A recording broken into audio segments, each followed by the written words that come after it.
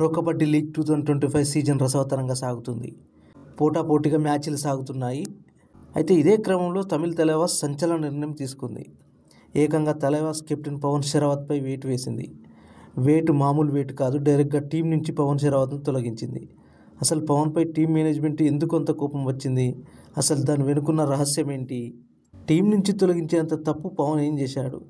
అంత పెద్ద తప్పిదం ఏం చేశాడనే ప్రశ్నలు ఎదురవుతున్నాయి. పూర్తి వివరాలు చూద్దాం. ప్రో కబడ్డీ లీగ్ 2025 ఆగస్టు 29న వైజాగ్లో ప్రారంభమైంది.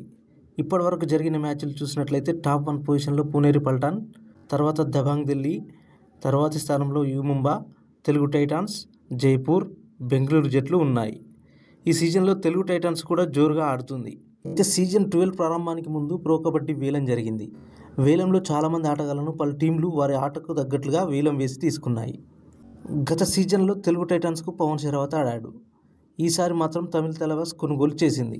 తలైవాస్ జట్టు పవన్ షెరావత్ను ఏకంగా 59 లక్షలకు దక్కించుకుంది. అంతేకాదు కెప్టెన్గా కూడా నియమించింది. సీజన్ స్టార్ట్ అయ్యాక తమిళ తలైవాస్ ఆడిన 3 మ్యాచ్ల్లో పవన్ ఆడాడు. అయితే బెంగాల్ వారియర్స్తో ఆడాల్సిన మ్యాచ్కు పవన్ హాజరు కాలేదు. అయితే అసలు కథ ఇక్కడే మొదలైంది. పవన్ షెరావత్ లేకుండానే బెంగాల్ వారియర్స్ మ్యాచ్లో అర్జున్ దేశ్వాల్ కెప్టెన్గా తమిళ తలైవాస్ బరిలోకి దిగింది.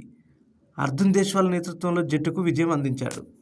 ఇప్పటికే ఈ సీజన్లో తమిళ తలైవాస్ జట్టుకు మిశ్రమ ఫలితాలు చవిచూస్తుందని చెప్పాలి. ఇప్పటి వరకు ఆడిన 4 మ్యాచ్ల్లో 2 మాత్రమే గెలిచింది. దీంతో పాయింట్ల పట్టికలో 4 పాయింట్లతో 7వ స్థానంలో ఉంది తమిళ తలైవాస్. ఈ సమయంలో ఆల్రౌండర్ అయిన కెప్టెన్ పవన్ షెరావత్ను తమిళ తలైవాస్ వదులుకొని పెద్ద సాహసం చేసిందని చెప్పుకోవాలి. ఎందుకంటే ఈ సీజన్లో ఇప్పటికే పవన్ 22 రేటింగ్ పాయింట్లను సాధించాడు. అయితే పవన్ జట్టు నుంచి పంపించడానికి గల కారణాలను తమిళ తలైవాస్ మేనేజ్మెంట్ ఇలా వివరించింది. పవన్ క్రమశిక్షణ రాహిత్యం కారణంగానే అతడిని వదులుకున్నామని, జట్టుకు సంబంధించిన ప్రవర్తనా నియమావళిని ఉల్లంఘించడంతో ఈ నిర్ణయం తీసుకోవాల్సి వచ్చిందని తమిళ తలైవాస్ స్పష్టం చేసింది. తమిళ తలైవాస్ స్టేట్మెంట్ చూసి పవన్ షెరావత్ తీవ్ర మనోవేదనకు గురైనట్లు తెలిపాడు.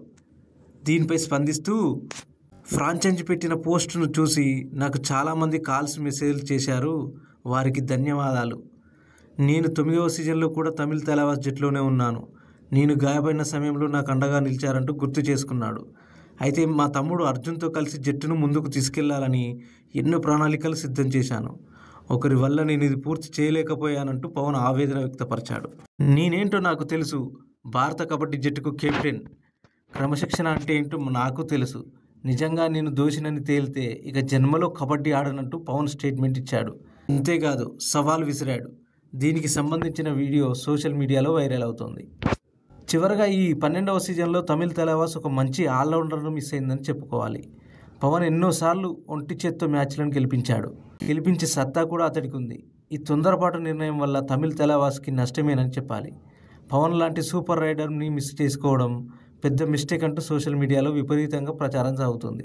చూడాలి ఈ సీజన్లో తమిళ తలైవాస్ భవితవ్యం ఎలా ఉంటుందో. ఆ భవితవ్యం తెలియాలంటే మరికొద్ది రోజులు ఆగాల్సిందే. నచ్చితే షేర్ చేయండి, లైక్ చేయండి, మా ఛానల్ని సబ్స్క్రైబ్ చేసుకోండి. Thank you for watching. మరిన్ని అప్డేట్స్తో మళ్ళీ కలుద్దాం.